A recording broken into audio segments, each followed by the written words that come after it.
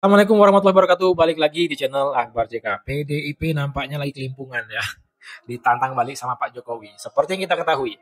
Deddy Sitorus dalam jumpa persnya, PDIP itu mengatakan bahwa ada dua utusan yang datang ke PDIP untuk minta Hasto mundur sebagai sekjen PDIP. Dan yang kedua minta Pak Jokowi tidak dipecat dari PDIP. Yang ketiga ini menarik. Deddy Sitorus itu mengatakan utusan ini menyampaikan kepada PDIP bahwa akan ada 9 tersangka dari kadernya PDIP. Kalau kita merujuk dari kasusnya Hasto sebelum ditetapkan sebagai tersangka oleh KPK, dalam podcastnya Akbar Faisal, Hasto dan Koni, itu mengatakan bahwa Hasto akan menjadi tersangka. Ya. Nyatanya, faktanya betul Hasto jadi tersangka. Pernahkah kalian berpikir begini? Mereka ini orang PDIP ini sudah tahu ya, memang betul akan ditersangkakan. Jadi membuat opini supaya publik itu berpikir bahwa ditersangkakannya kader-kader PDIP ini adalah suatu kriminalisasi. Kriminalisasi yang dilakukan oleh institusi penegak hukum yang diintervensi oleh kekuasaan. Ya. Jadi ini juga yang sepertinya yang dilakukan oleh PDIP saat ini melalui konferensi persnya yang disampaikan melalui Deddy Sitorus ini ya. Mereka ini tahu nih, memang betul akan ada 9 tersangka nih dari PDIP ya. Jadi sebelum diumumkan jadi tersangka, langsung mengungkapkan duluan ya, membocorkan akan ada 9 tersangka disampaikan oleh utusan tadi. Jadi ini juga sepertinya membangun opini publik bahwa betul-betul setiap kader PDIP menjadi tersangka itu adalah suatu kasus yang dikriminalisasi. Ada kesamaan antara pengakuan Deddy Sitorus pada saat jumpa pers dengan Hasto Koni di podcastnya Akbar Faisal. Sama-sama tidak mengungkapkan. Kalau di kasusnya Hasto tidak mengungkapkan siapa yang membocorkan Hasto itu akan ditetapkan sebagai tersangka. Nah, sama halnya dengan Deddy Sitorus saat ini ya, tidak mengungkapkan siapa dua utusan yang datang ke PDIP itu. Ini asumsi saya pribadi ya. Setiap orang yang menyerang Pak Jokowi ya, itu muaranya tidak hanya ke Pak Jokowi saja, tetapi incaran mereka adalah Pak Prabowo Subianto. Kenapa? Seperti yang kita ketahui, Pak Prabowo Subianto luar biasa mengungkap kasus korupsi, menangkap semua koruptor. Dalam setiap pidato berapi-api, Pak Prabowo mengatakan saya siap mati, saya tidak pernah takut, akan saya kejar koruptor-koruptor. Nah ya, jadi orang-orang munafikun ini saat ini kan merasa terlilit lehernya oleh kebijakan yang dikeluarkan Pak Prabowo Subianto, yaitu efisiensi ya, efisiensi. Nah, jadi mereka ini berpikir bagaimana menyerang Pak Prabowo Subianto, menjatuhkan Pak Prabowo Subianto melalui Pak Jokowi ya. Kenapa melalui Pak Jokowi? Pak Jokowi sudah tidak berkuasa. Kalau menyerang langsung Pak Prabowo Subianto itu mereka sadar tidak akan mungkin karena Pak Prabowo saat ini sebagai presiden. Jadi mereka ingin membuat kesan bahwa agar masyarakat ini tidak percaya dengan kepemimpinan Pak Prabowo Subianto. Agar masyarakat ini berpikir ya, mereka selalu serang Jokowi nih, munafikun ini. Jadi agar rakyat itu berpikir bahwa betul Pak Prabowo Subianto ini ya melindungi orang yang tersandung kasus. Seperti halnya yang dituduhkan oleh munafikun ini Pak Joko Widodo ya. Sampai dengan saat ini ya, seperti yang kita ketahui Pak Jokowi dan Pak Prabowo Subianto itu solid, sangat baik hubungannya. Tidak akan mungkin Pak Jokowi itu menjadi tersangka dan tak akan pernah mungkin Pak Jokowi itu diadili. Nah, ini yang dimanfaatkan oleh munafikun ini, memprovokasi masyarakat agar berpikir pemerintahan Pak Prabowo Subianto ini ya agar tidak dipercayai oleh masyarakat. Agar masyarakat berpikir Pak Prabowo Subianto melindungi Pak Joko Widodo yang tersandung kasus-kasus. Inilah tujuan munafikun ini. Ini asumsi saya pribadi ya. Nah, kita juga akan mendengarkan pendapat dari netizen yang peduli akan NKRI ini ya. Nah, seperti video selengkapnya, langsung aja kita simak videonya berikut ini. Perlu diketahui bahwa pada sekitar tanggal 14 Desember itu ada utusan yang menemui kami ya, yang memberitahu bahwa sekjen harus mundur, lalu jangan pecat Jokowi, dan menyampaikan ada sekitar 9 orang dari PDI Perjuangan yang menjadi target dari pihak kepolisian dan KPK. Lagi-lagi tuduhan datang dari PDI Perjuangan yang mengatakan Bapak Jokowi ya mengutus orang PDI Perjuangan untuk mencabut dipecatnya seorang Bapak Jokowi. Yang diisukan Bapak Jokowi ingin lagi kembali ke PDI Perjuangan. Nggak salah tuh ya. Ya Pak, intinya gini lah ya, jangan main-main fitnah ya. Bapak Jokowi itu udah cukup difitnah kalian, oke? Sampai difitnah mau kembali ke PDI Perjuangan, mau ngapain? Hah? Ngapain ke PDI Perjuangan? Bapak Jokowi mau bikin partai sendiri pun itu jauh lebih kuat daripada PDI Perjuangan. Ingat itu. Jadi saran saya ya Banteng, lebih baik kamu itu fokus dengan partaimu sendiri, perbaiki isi di dalam partaimu ya. Ibu Megawati yang saya hormati, tolong ya, Anda menjadi contoh dan didik kader-kader Anda itu yang sering menyerang Mbak Jokowi dengan fitnahan-fitnahan.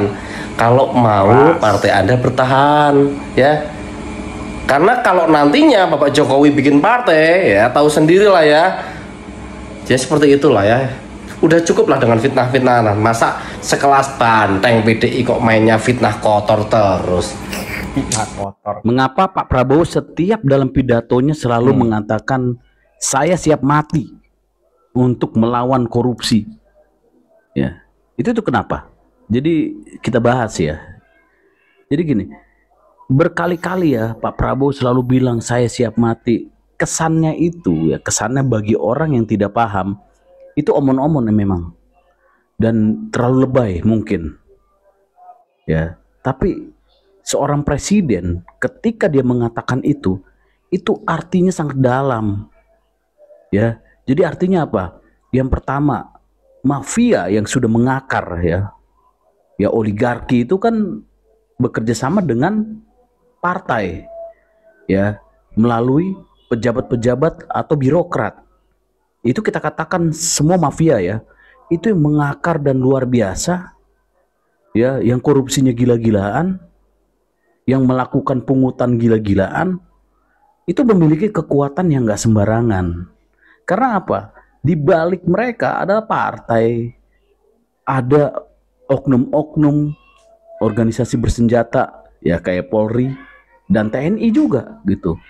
Ya jadi nggak mudah gitu ya. Nah, nggak mungkin seorang presiden itu lebay ngomong selalu siap mati. Emang kenyataannya Pak Prabowo itu diincer. Karena sekarang dengan cara efisiensi itu banyak yang terganggu. Ya. Yang biasanya mereka mudah ya merampok ya. Bersama ya. Sekarang digoyang, dibongkar itu semua. Ya tentu saja mereka akan melawan. Ya. Ini yang sebenarnya sama-sama kita harus pahamin. Jadi itu bukan sesuatu yang lebay. Pak Prabowo itu memberikan ya kepada masyarakat ya informasi bahwa ini ada pertarungan yang sesungguhnya. Jadi kita kasih dukungan lah Pak Prabowo, kita doakan sama-sama jangan sampai Pak Prabowo di tengah jalan dihajar sama orang-orang itu. Gitu ya. Kalian sudah lihat berita viral belum nih?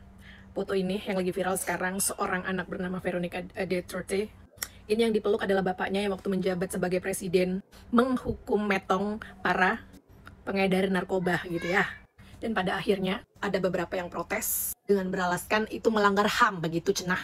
Padahal mayoritas rakyatnya sangat setuju atas kepemimpinan bapaknya, di mana yang bertindak tegas atas narkoba gitu loh. Untuk generasi selanjutnya nggak ada ampun namanya buat pengedar narkoba, bener banget. Gue sebagai rakyat Indonesia juga setuju.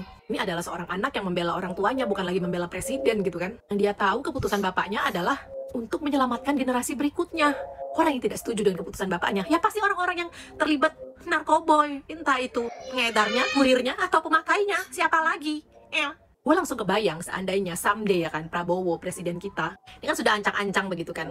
Kayak semua rakyat tuh setuju kalau ada hukuman metong buat para korupsi begitu ya, buat para koruptor gitu. Terus kan pasti nggak mungkin enggak ada segelintiran orang atau rakyat yang nggak setuju turun ke jalan demo seperti sebelum-belumnya gitu kan. Sekarang kita pikir aja pakai logika, yang berdemo dan tidak setuju itu siapa lagi ya kan? Kalau nggak pejabat yang koruptor itu pelakunya atau anak-anak pelakunya.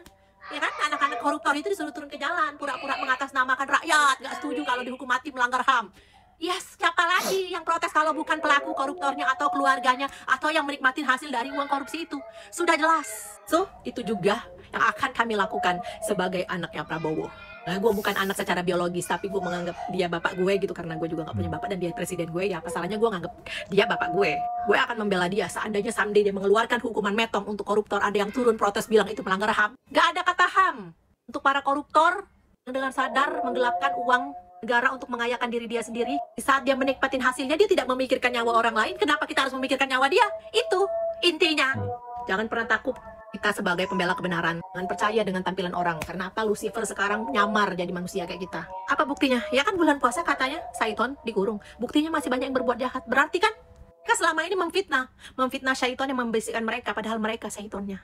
Tapi tampilan mereka biasanya seperti orang yang memuja Tuhan. Ya, pastiin zaman sekarang mereka penampilannya adalah Lucifer yang lagi menyamar. Hati-hati. Seperti berita yang kita lihat sekarang, ya kan? Mereka justru pemilik tempat prostitusi, punya klub malam, tempat diskotik, sudah jadi rahasia umum, bisnis lendir di mana-mana. Tapi mata kita semua sudah terbuka, melihat fakta yang ada tidak bisa ditipu lagi oleh mereka. Yang menjual jabatan, yang menjual agama, tidak mempan lagi. Semua rahasia kalian sudah terbongkar. Mari tetap berdiri tegak kepada pemerintahan yang sah, berantas semua korupsi, para penjual agama, para perusuh yang suka demo mengatasnamakan rakyat. Padahal rakyat sebenarnya tahu mana yang benar dan mana yang salah. Sekian dan terima kasih. Love you. Jadi ya netizen yang cerdas ya.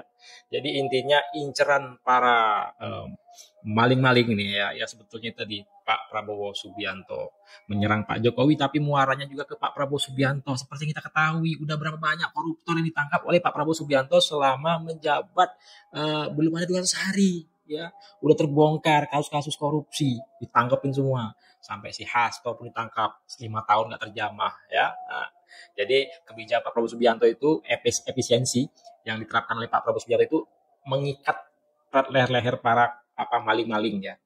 Jadi itu dia, kalau menyerang secara langsung Pak Prabowo Subianto mungkin nggak mungkin. Jadi melalui Pak Joko Widodo. Ini asumsi saya pribadi ya.